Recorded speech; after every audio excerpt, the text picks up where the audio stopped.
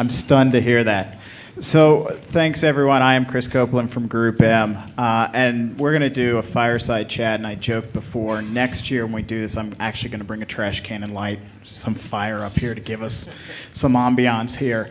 What happened to the music, by the way? We used to always have intro music. Is this part of the no rap, no music crusade we've been on, Aaron? Is this all because of you? All a cappella. All right. Well, you guys didn't come to hear me, obviously, since I'm moderating. What we're going to try and do over the next 45 minutes is I've got 3 brands up here. And ultimately, quick show of hands. How many people are agency in the room? How many? Keep those hands up. How many people are technology platforms, vendors, Google? So these guys, they pay the bills. So it's important for us to have some perspective. This is the most interesting panel I think I've ever done with brands because as you're about to discover, there's not a lot of e-commerce that happens on this trio of businesses. So it'll be a different take. I think it's important for us as marketers who sit on the agency or the technology side, platform side, to hear from these guys to understand what they see as important. We're probably not going to spend a ton of time talking about Herman Cain today, so you're all spared of that. That session goes on tonight about 2 a.m. out by the hot tub. Frank Lee is leading. So you can get in on that. But guys, I'm going to let you introduce yourself. So Craig, we'll start with you. Give me a sense of what your role is, and as you look forward to 2012, 1 or 2 of the things you've got your eye on. So I'm Craig Birdie. I'm manager of search marketing at 3M.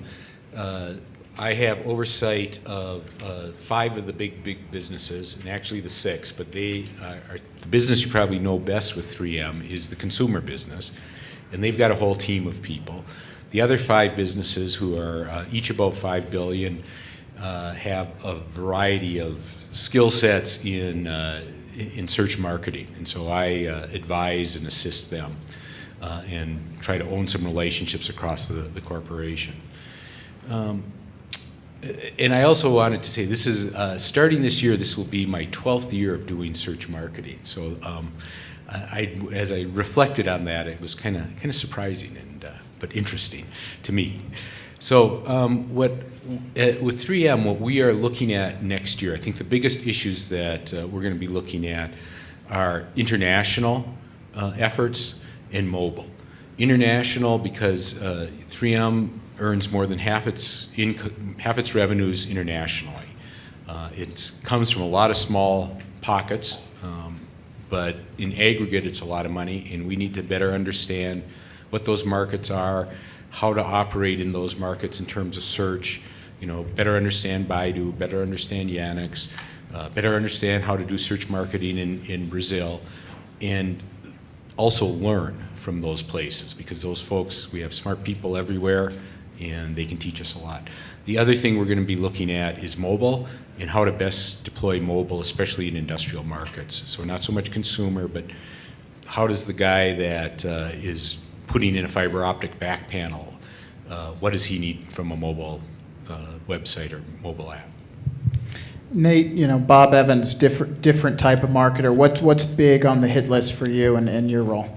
Sure. Nate Riggs, digital marketing over Bob Evans Farms. We have about 564 restaurants in the Midwest, as well as Mimi's Cafe, largely concentrated on the West Coast, and grocery products in about 25,000 supermarkets across North America.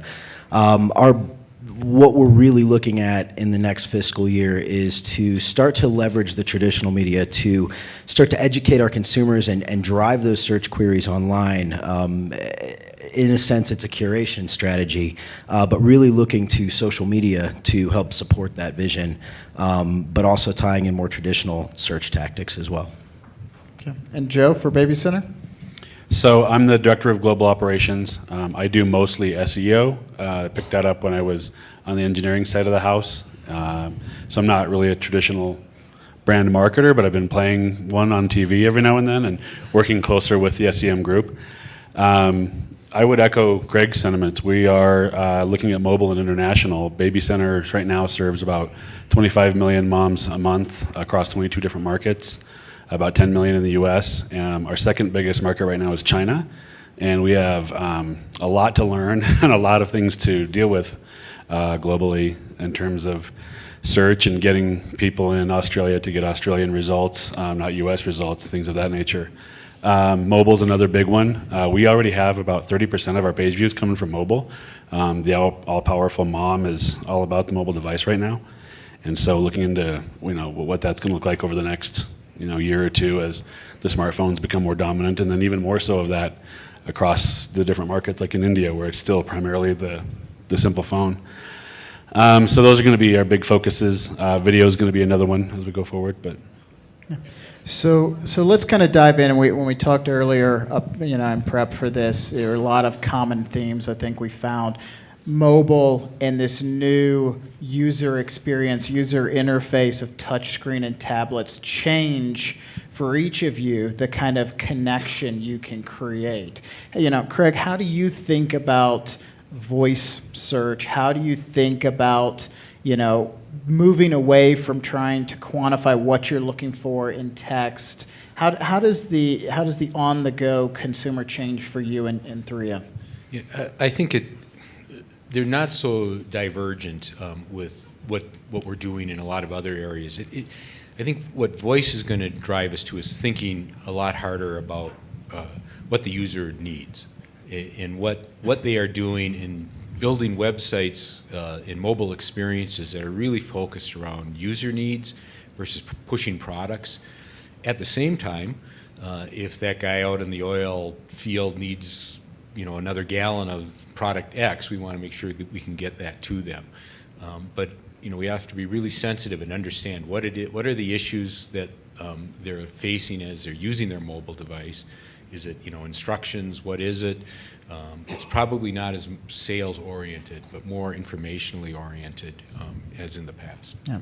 And Joe, for Baby Center as a division of J&J, I mean, at the end of the day, it's all in some way designed to move product. And in many cases, those are low-ticket products related to the family. So is it similar for you in that the way you think about mobile and tablets is about creating these connections more so, or is it on-the-go information? What's the positioning there? It's definitely about creating the connection, right? We definitely want to be anything and everything about pregnancy, babies, mom. We want our moms to think of Baby Center first, regardless of what it is they need. It is a lot about the product for J&J, especially as we look international. We're very fortunate to have them as our partner in going into new areas because they're established in so many places. So in the beginning, it does start out with a lot about the product. But it's really more about the connection because really, the key terms and things that we get mom on are baby, pregnancy, baby names, things of this nature. So the content and being able to be seen as a partner and a trustworthy partner at that then helps, I think, with the product from J&J because, I used Baby Center when I was up at 2 o'clock in the morning and my kid was sick and, look, and these are the things they're advertising and J&J will take advantage of that. Nate, from a on-the-go perspective, for Bob Evans, local and digital local has to be a huge component of that, and that probably extends beyond just Google Places and Yelp reviews into a myriad of different, kind of thoughts that you have. How are you thinking about the way people will find, I'm hungry for breakfast? How does that factor in right now, or is it still too early for you to be thinking that way? In a lot of ways, I think that we're a brand that is somewhat behind the curve in terms of digital, in that our core audience is largely, aging Americans in the Midwest, and so we're now in a transition to kind of go after a new, fresh audience of the quote-unquote family first mom, not much, different than what you guys are looking at. And with that comes a lot of peer review, or at least a lot of opportunity in peer review, so not just looking at optimizing things like Google Places or Google Maps for different types of day part category terms, menu items, but also then trying to find a way to drive those consumers online to leave those reviews and rate the reviews as well. One of the other things we're looking at too is we recently done a media mix modeling study where we've learned that our off-premise business paired with radio and SEM has the highest ROI, and so really trying to leverage that and look at how can we drive drive those types of terms, whether it be branded or more category terms, to try to support that area of the business through search engine marketing. Yeah. You know, one of the things you touched on there, Nate, and Joe, I want your opinion on this, is this social component of reviews and these new factors that Google's using as signals and Bing as well as what we're now starting to see take up that digital shelf space. So, you know, as an SEO guy, how do you think about all of this social content and the relationships and the influence and now Google Plus? How does that factor into what's different today and will be 12 months from now than, say, 2 years ago for you on the SEO side? Well, it's clearly huge. I mean, we've actually put a lot of focus into the Facebook and the different social sites. We built out about 2 years ago a whole community site of our site, and it's a big deal, especially when you talk about product reviews and different things like that. You know, the social aspect of people, moms talking to moms about different things, right? Different products, you know, different places to go for good information, different experiences. It's becoming a bigger piece of the pie. We have, you know, our product marketing team has a whole focus now for Facebook. We're watching Google Plus closely. And I think it's just going to become more and more important. I mean, you hear people say things like, oh, people are going to start using Facebook for search, and you know, who knows, maybe more of that starts happening. But and clearly, you know, Facebook is dominating the social scene, as we've seen. So it's becoming more and more of a factor for us, and something we're watching very closely. You know, we try to be there and create a positive experience in that environment, because we know not everybody's just going to be on. What we see is moms on our site generally like to speak more in private groups, you know, not so public, and then the more public-facing side of it happens on Facebook. So we got to get there and create a positive experience, because if we don't, they'll go out and create their own mommy groups. Yep. And so we're trying to keep them. Yeah. Reminder, everybody weigh in on this question. It's interesting. No is rising faster than Newt Gingrich in the Republican polls right now. So continue to vote on this question. Let me ask you. I'll only be here another hour, so these jokes are limited. Craig, let me start with you. Finish this sentence and then tell me for your brand how it's evolving. Measured success is what for 3M? Sales. You know, ultimately, we need to use the old cliche, move the needle. Yep. And so it's a challenge for complex B2B sales or B2 professional sales. We try to measure the best we can in terms of buyer intent. You know, we try to put values and calculate values for lead gen activities like white papers and catalog loads and those kinds of things. But ultimately, we have to eventually start showing that increases and changes in spending in digital media is actually increasing sales. Okay. Nate, for you?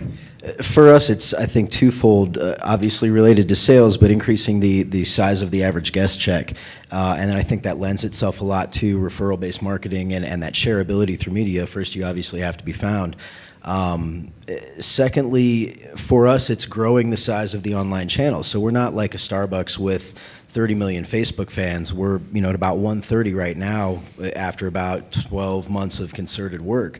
So really trying to put a lot of efforts in attracting those fans, and then once we get that channel built, we can really start to market promotions and work down the funnel. Yeah.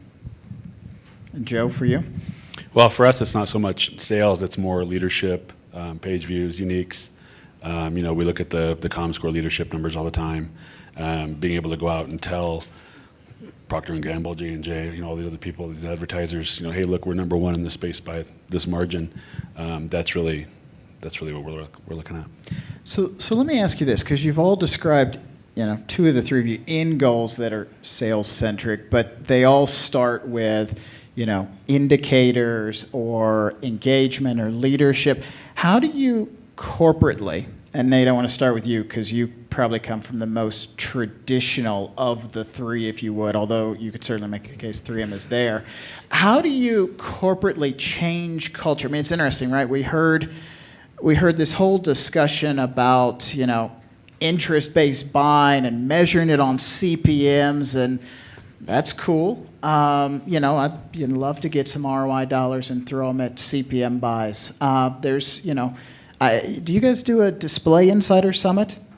Lori, is there a Display Insider Summit? All right, let's assume there's not. It's interesting, that $50 billion that Mary Meeker said came out of TV advertising 2 to 3 years ago, that Neil this morning said is coming to search. I'm betting the display guys don't feel the same way. I'm pretty sure they think that's going to go to display. So this culture change that is required to get digital more, and then to go back and say, we're measuring these proxies. I mean, Nate, how do you organizationally make that change happen? It's a very interesting question, and it's very challenging for us because we do kind of skew to an older demographic in terms of not only management, but senior level management. So there's a lot of education involved, and really the old adage, branding starts from the inside out. Well, so does education around digital. So one of the things we're looking at in FY13 is to really launch an internal communications program that is related to training individuals, at least on the know-how of what are these tools, how can we start to affect things like social media from the inside out? And it's a large project. It's going to be a program that will take 1 to 2 years to roll out. But we've seen successes with H&R Block, with Sprint rolling out their Sprint Ninjas program. Again, not directly related to search. I think that will always live within the IT and the marketing groups. But we really do need to start to have an organization that is not only brand advocates but vocal brand advocates online. Craig, talk to me about it from 3M's point of view. The cultural change is huge. It's probably going to be the pacing item for us. We're an organization that 40% of our products each year are new. We are thought leaders. People don't know what we're making. Even the engineers in the companies we're selling to don't even know necessarily what we're developing. We have tended in our web work, in our interactive work, to have catalogs. Here's a product, and there's hardly any description, and a lot of it has been through face-to-face sales or engineer-to-engineer sales. We have good content, but it's always buried somewhere. It's buried 6 clicks deep in a PDF that doesn't even have a link to the site, and it comes off of a media server, so you can't even hack your way back to it. The cultural change we're talking about is content curation. How do we get this good content and new content in places where searchers can find it for organic search, where we can claim that thought leadership in a wide variety of areas. We do have to deal in several of our businesses. They're regulated businesses, so we've got dental and orthodontics and some medical devices. So, there's some inhibitors, but it's really, that's the big thing for us, is to stop making catalogs and start providing information to customers that they want.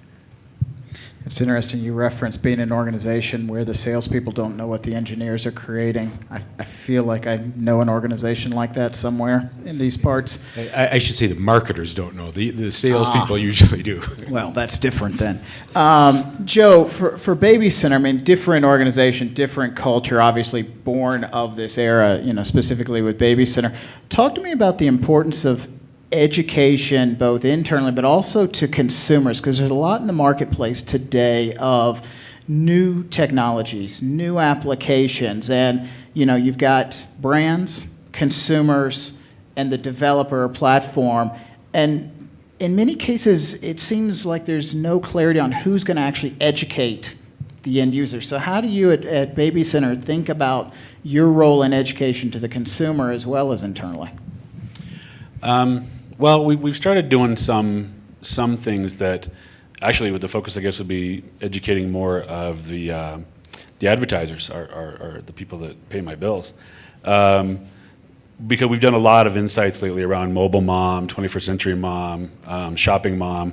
So we've done a lot of educating that way about about how much mom is mobile and how many of these devices she's using. In terms of to mom or to our core audience, we haven't focused a lot on educating them on the advantages of mobile quite yet, but a big part of that just is simply because we haven't had to. The adoption rate has been pretty crazy, and a lot of these, one of the things that happens with our audience is they kind of age in and age out, And so as the new generations and the younger moms are coming in, these are women that were kind of, they've grown up online. So they're right there with it as we go forward. So it really hasn't been too much of a challenge. And internally, it's more of educating and helping our parent company, Johnson & Johnson, understand how fast this is moving. And that's gone really well. They're very open to listening to us. They'll pull us in and talk to us about, hey, we're looking at different things on iPad, and it may be one of their 250 or so holding companies that will come to us, and we'll have monthly meetings with IT folks and people like that to help them understand how fast it's moving. You've got a room of agencies and technology providers here. I mean, let's kind of run down the list. Craig, if there's one thing those individuals could do to make your life easier, better, what's the one thing that you see happening either internally or externally, you just wish someone would solve for? Yeah. The classic case is when, nobody in this room would do this, but somebody will call up and say, let us do an analysis of your website, and we'll tell you what to do next. Or, you ought to have a site map. Without understanding sort of the complexity of serving, several 100,000 pages with SKUs across 74 countries and trying to be consistent across those. So, understanding us as a business, understanding complex business sales, helping us think through those kinds of internet engagements and social media engagement. How do we do that in these complex sales in a really complex environment on a global basis? All right, so let me put it back on you now, because I've sat on the other side of those conversations many a time with someone saying, look, I think we can do it better. How can those companies come to you in a way that you would be open to at least a conversation? What are you looking for from them? If they're going to walk through the door and say, what you're doing is lousy, and I can do it better, we get that's a turn off. But what's the turn on for you? This got awkward all of a sudden. But what's the turn on for you? If one of the, I'm in a very fragile emotional state. I'm from St. Louis, and we had a baseball player who was quite good who left this morning, so I'm sorry. But what are you looking for them to bring into that conversation? Yeah, we know that we have a lot of problems, so telling us that isn't helpful. But telling us small successes are really kind of the key to the 3M culture. So small successes breed interest amongst other marketers. So kind of specific areas, having industry-specific experience. So if we struggle with, what do you know about the dental industry? What do you know about TV manufacturing? If you have some kind of clear vertical expertise and you have some ideas to help us in a specific business, that's really what we're looking for. Even display, when people say, we know that door closure engineers all read Wired magazine. It's tough to get somebody in our automotive division to kind of jump on that and think, that's really exciting, I'm going to put ads in Wired. So really understanding who those people are and how they buy, what the process is, demonstrating it to us through past success, and proposing and showing us that. That's who we end up working with. Yep. Nate, what about you? Because I know before coming to Bob Evans, you were on you were a consultant. So what have you, as you move over to the brand side, what are you realizing, this is what I need now versus what I used to sell guys like me? You'll see that all my answers are going to gravitate back towards social, because that's really my key area of focus given where we're heading. One of the things that's been interesting is a lot of companies coming to Bob Evans and bringing a presentation that says, we can help you add 35,000 Facebook fans in 3 days. And that's a huge number, and I know that those numbers look really, really good when you show them to a CEO, but in reality, that's not of any value to a brand. What's of more value to a brand is adding a steady incremental growth growth to a fan base, particularly around Facebook. So, and why that's important is that, there's no way from a community management perspective, if you are really trying to engage with the fans, measure that by weekly actives and the amount of people talking about you on Facebook, whatever analytics you choose to subscribe to, you have to be able to manage that influx in order to engage that fan base and really have the chance to convert them, whether it's to be an email subscriber or a customer, or simply give them a coupon to drive them to a bounce back in your restaurants.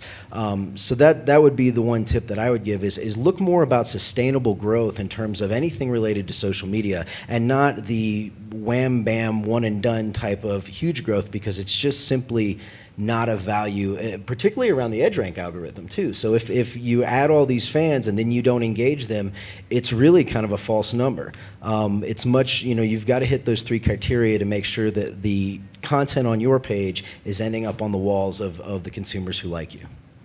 And Joe, what do good partners do for you, and new companies that want to talk to you? What is it you're looking for and you find works for Baby Center? I want to see right now specifically things around international, because to me that's the tougher egg to crack for us right now. Coming in and helping us understand, what key elements are necessary in certain areas, and what does work, what doesn't work so well, because there's some countries where social is huge, others where it's not so much. It's not always just Facebook, it's not always just Google. Coming in with a plan that has been executed and proven successful about how to, get into search and become a bigger player in China. Things of that nature are really what I want. I want somebody to come in and tell me something that I didn't know, and it's brand new, and it has proven to actually show positive results. So let me ask you about that. There are technology players in this room who are international now. They're global companies. They have outposts. They're U.S. companies that have outposts that have popped up. What is it, and I know, Craig, you have this same challenge. What is it when someone comes to you and says, we're a global company, and global is a guy in an office somewhere in France? Right. Where's the point where it actually becomes credible to you, and you can go, okay, look, you're a U.S. company that has a loose network versus you're actually something? I mean, where's that tipping point for you? I don't know yet, because I haven't found it. I think that there's a lot. We do see that a lot. As we go into, and I'm going to use China a lot, just because, like I said, it's our second biggest market, and it's got a lot of my focus right now. But you'll talk to somebody who says about email delivery in China specifically. We've been doing a lot of tests with a lot of different companies there to see what that looks like. And everybody says, oh yeah, we have a China offer. And then you look at it and you test it and you get maybe 20% of your email through. And so it's going to be, do you have people on the ground there? How big of an office do you have? Do you have servers? Do you have people? Do you have things actually in these areas? Because a lot of, especially with China, you'll talk, I know Akamai has an offering and different things like this, and different companies we've talked to around email and things, and there's a China offering, but in terms of actually having somebody on the ground there who I can speak to, who can speak back to me, and we can understand each other, and we can and talk about specifically what to do and how to do it, that's what I'd like to see. There just hasn't been a lot of that. And I would echo that completely. I would add that there's some communication issues with the international vendors that we'd want to make sure we know. So, we work with Google a lot, and they have full teams everywhere in the world. But when you get a response that, well, my responsibilities to the U.S. have your Mexico people talk to the Mexican team. It would be great moving forward to start to see, kind of the international coordination. And it is all very new. I wouldn't really expect somebody to say, yeah, we've got a full-blown international network of consultants that can help you. Yep. So I want to go to the audience. I've been watching the tweets up here, and honestly, they're very painful to me personally. So, Mr. Fadner, please take down that Twitter wall. Is all I can ask. But let me go to the audience. I mean, you got 3 brands up here who are all sharing with you what they're looking for. Questions from you as to some things you want to know from these guys.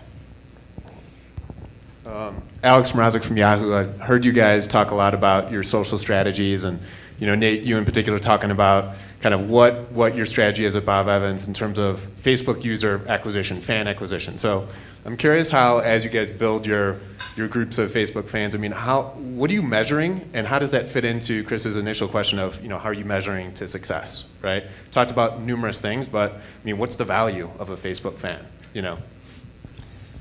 It's an interesting question. I don't really buy into the whole value of a Facebook fan if you're looking for a direct ROI. I think the value for us is growing a fan base and getting a lot of feedback. If we're doing a coupon via our email marketing, we immediately know if that coupon resonates with our fan base because people are coming onto Facebook thanking us for the coupon. Likewise, too, whenever there's something bad that's happening in our restaurants, we know right away and we have the opportunity to fix it much faster. How do you assign a dollar value to that is, one of the questions I've heard is how do you really, everybody in this room probably has a company that's paying for their cell phone. What's the ROI on your cell phone? Same type of an argument. Not that there's not an ROI in social media, but again, I think that if you really are looking to drive sales, at least in the restaurant business, you first have to build that fan base up, and then once you've engaged them and you've asked questions and you've got them to talk with the brand, strengthen the connection with the brand on Facebook, then it's the time to really start looking at doing different types of promotions. I think in FY13 we're going to be looking at experimenting with social gifting. We're looking at how do we tie Facebook into all of the other promotions that we're doing that we know are going to generate the dollars and cents ROI. So really looking at something like Facebook as a channel very much like television or radio, but one that we have to construct and that we know that we can really target an audience that's going to make our promotions more successful. And we're, in the B2B space, we look at LinkedIn probably as much as we look at Facebook. So, we don't, the same answer. We don't really have an ROI, but, we're running ads. We're looking at some of their more complex programs, whether we can get people to facilitate groups and discussions is a whole nother question.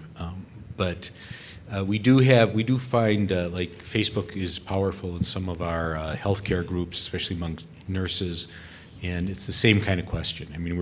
We're there to see what we can learn and what we can contribute to them.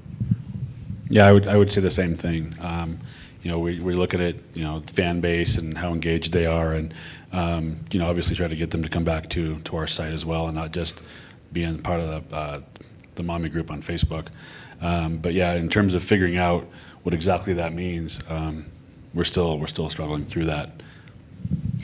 If I could add one more thing. Yeah. So, and I guess it's kind of, none of us really answered the question I think you were looking for. So for us too, so we know that if we do a buy one, get one free offer, we're going to look at about a 10% redemption rate, which isn't great, but it's not bad.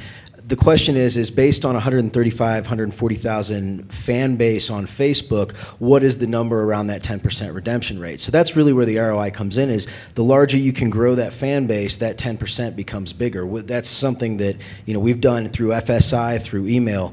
It's just a matter, if it's Starbucks doing a buy one, get one free offer, the ROI is going to be very, very high if you're looking at 30 million fans. We're not quite there yet. I just want Search Quant to come find me after this, so we can talk a little bit about that. I have a question. I'm Here comes Chris. So I was sitting right next to you. One question was, what have you learned from all the Chinese traffic you get? You said for Baby Center, it's like number 2 market after the U.S. I don't know what that means to say number 2 market, but assuming you're doing a lot of search there, is there anything you're learning either about how that market is different, or things that work in that market because it's different that you can apply here or not apply here? So that was one question. And then another question of all the panelists is, how do you guys work at all, in your paid search programs in a way where you try to model things out? I know that most retailers do tons of modeling in their offline businesses. I think Jeff tweeted IBM bought some firm that does predictive modeling for retailers today for a ton of money. So I'd be interested to know how many of you guys do modeling to try and forecast things for your search business. So for China, the two immediate things that strike different to me are they seem to be much more into video, and they're really into classes. We've developed a line of online, short classes that moms can go through and to talk about how to deal with different things with pregnancy and then the first year of life, things of this nature, and they've done really very well.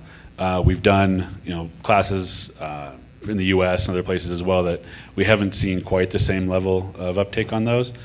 So those are two things that we really started to look at and focus on. So those seems to be two very specific differences.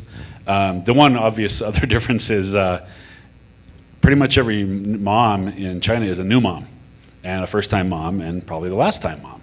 And so they're really, really deeply engaged and it's really, there's little different things are really important to them because it's a one-and-done kind of opportunity. So classes around that, and then, topics around C-sections on a certain birth year and things like that. So, Year of the Dragon, things of that nature, are really important things. So there's just some small differences like that.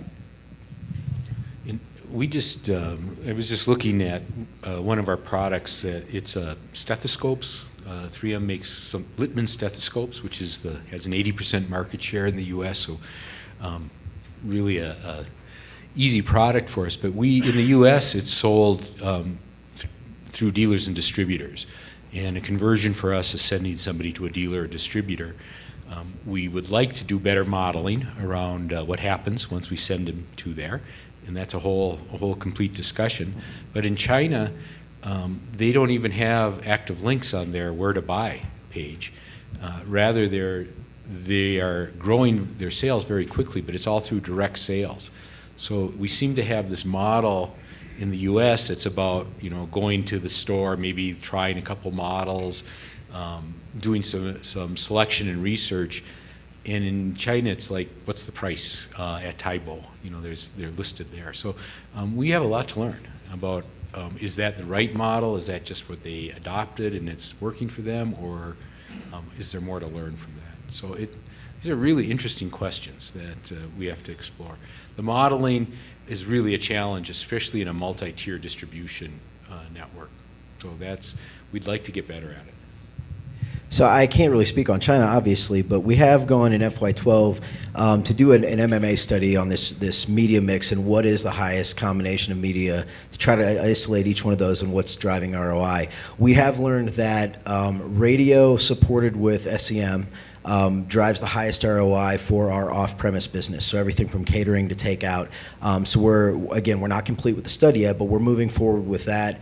One of the other things we've learned is that television supported with display also drives the highest ROI around dine-in traffic, again, going back to increasing the average guest check. That also gives us a lot of opportunity to use coupons, because we know that if we can use a coupon, for instance, Kids Eat Free on Tuesday nights, or one of the BOGO offers that we do, we can increase the size of the party, which then drives a deeper ROI. So by giving, one of the other interesting things is that if we do a 3 off 10 coupon versus a BOGO, our discount liability is about half as much. So we're really kind of playing with all of these numbers right now, and then in FY13 looking for what are the right channels. Social hasn't really been brought into the mix as heavily as we want to in this study right now, largely because up until about a year ago we haven't done a lot of it. So I think we got time for maybe one more question before we kind of wrap it up. So let me go here, and then we'll fire one off at the panel from the stage. I just want to follow up, Nate, on your point about kind of modeling and understanding really what your anticipated outcome from our ROI perspective from promotions. Do you use any of this within Facebook to drive your targeting and messaging? You know, the interesting, if you get into, like, in terms of ROI on Facebook, we have not yet. One of the things that we've used, and I think this is always interesting, is for a $29 tool, we've used a tool called Page Lever that helps us isolate what the high engagement times are on our page.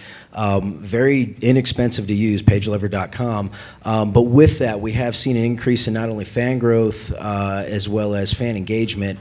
A lot of times, positioning the right questions at the right time of the day. So there's one of the strategies or the tactics we employ is a this or that question. A lot of times I think we get very excited about doing these big grandiose contests on Facebook that have a lot of different steps. And one of the highest engagement drivers on our page is simply going out at the right time of day and asking consumers, do you like sausage or eggs? with your breakfast, or waffles versus pancakes. And immediately, I mean, I remember doing one of these from my bathroom at 7:30 in the morning from my phone, and within the first second, there was a response of an answer from a fan and a like. I went in the shower, I got a shower, I came out. By the time I came out, there was 260 responses to that one question, and it was literally a 40-character question on Facebook. So we're playing a lot with, obviously video is a high engagement driver, photos are a high engagement driver. We're really looking at what are the types of questions, the times of day, and then how do we start to play with that a little bit while seeding in promotions on various different marketing windows that we're looking at. I've got a similar 3M Velcro story to his bathroom story, but I'm not going to share it. Let me close it with this, guys. 2012, beyond the election, which I'm contractually obligated to reference 3 times, so we're good there. Tell me the one thing as you think about search, social, modeling, measurement. What's the one thing you're excited to see further development or application for your business? When you prepped, you told us what we were thinking Oh, about. I told you we talk about, give me one thing to look forward to next year. I mean, it's clearly to see, start capturing some of this rapid growth internationally, to really start seeing that paying off. Okay. We're in the middle of changing ESPs right now, so we're really looking forward to, again, looking at things like dynamic email generation based on preferences. We don't have the capabilities to do that right now. With that comes a whole different set of analytics, so that's probably what's in our near future. Bob Evans? I would echo the thing Craig said about international. We have a long way to go. I've been doing SEO now for a few years, and most of the concentration has been the U.S. And now that I've started looking, as we've developed and opened other markets, we have a lot of room for improvement. So I think there's a lot of simple things we can do in terms of the right domains, CCTLDs, things like that, optimization of keywords. But then just to see what other people do. Like, I think I saw this morning that Google said there's new markup that you can use that will actually help you direct local traffic from a country to that country instead of, again, like the Australians or whoever seeing the US, especially if it's in the same language across different markets. It's really hard for those local countries. And we have editors there and people that get really frustrated with putting all this work in, and all of a sudden up comes the US results. So having others look into helping us fix that and then working on it ourselves, I think the growth internationally is going to be just huge. Well, guys, I appreciate the time. Please join me in thanking our panelists for their insights today.